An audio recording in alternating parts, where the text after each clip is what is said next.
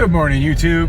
It's September 23rd, 2021, 3:20 p.m. and it's 3:20 already.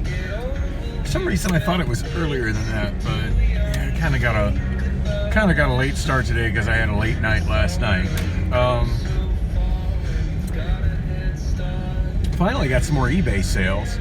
I actually sold a tape about a week ago, maybe a little over a week ago, and I was late putting it out. I was just concerned that the tape might... I played it on kind of an iffy cassette deck. Well, actually, back when I was during my short stint back at VIP Taxi, I may have mentioned it in the vlog, the Prius that I was driving actually had a cassette deck in it, and it was...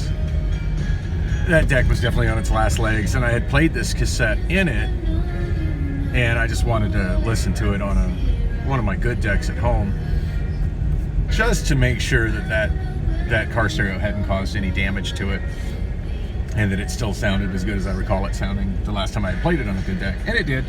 And the cassette is that's my fabulous packaging. The cassette is oh man, and the tape's coming in at one corner. Lovely.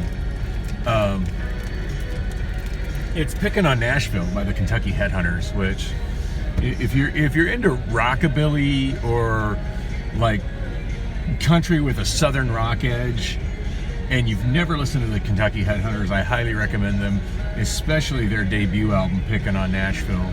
There's not a bad song in that album. That album is just an absolutely fun ride from beginning to end, and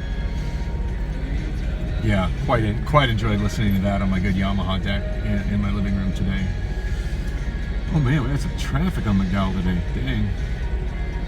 Dang. Anyway, I just shot that buyer a message, just giving him a heads up. It's like, hey, I normally ship fast, but I want to make sure you were getting a good tape. So he just wrote me back, sent me a real positive message. So that's good. I like to have happy customers on eBay and get good feedback on eBay, but you know, it's kind of a balancing act. You know, like obviously you want to have fast shipping and things very well packed, and I always have things very well packed. But not always the prettiest packages that you saw, but I just try to make sure there's layers of sturdy and padded, and that that everything is secure, so the item inside doesn't shake inside the package, because that's how media gets really damaged. So anyway, yeah, so that's on its way to its destination, and to somebody who actually seems to appreciate the fact that I take that kind of effort to make sure that and it is an old tape, make sure that old tapes sound really good. Yeah, so many people that sell tapes online just they grade the quality on them and based on how they look, and that works pretty good on CDs, and it works okay on vinyl. But with tapes, you can have a tape that just looks like hell on the outside, and as long as it's never really been exposed to any kind of magnetic fields, as long as it's never been exposed to extremes and heat, to extremes of heat or moisture,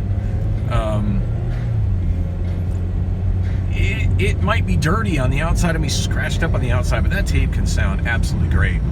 On the same token, you can have a tape that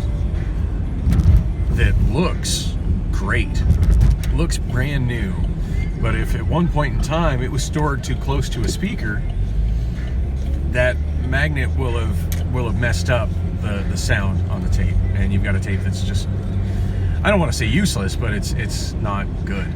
I wouldn't call it useless at all. In fact, on the occasion when I find tapes like that, what I generally do is I redub them on good quality decks from a CD of the album if I have it available, and usually end up with a tape that sounds better than that tape would have sounded when originally released. So yeah, not useless, but yeah, it's something I'm not trying to sell.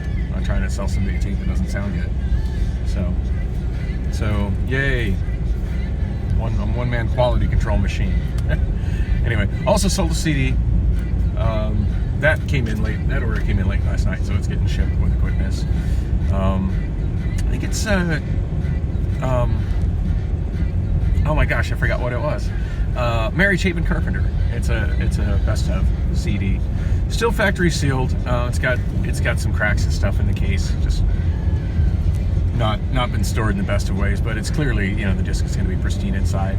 And when I list stuff like that for sale on eBay, I always make sure there's pictures where people can zoom in and see, hey, there's damage to the case that you're buying this. Shit, that reminds me, I'm going to need to, before I go in, I'm going to need to check. On occasion, when I have ones that are in really rough cases, I put in the auction that I will be shipping it with a replacement case, and I'm not sure if I put that in this particular auction or not. Dang, glad I decided to vlog about it, because that's kind of a big deal. On that note, I'm going to wrap this up right here and check that eBay auction, and I will be back with more of this ongoing thing later.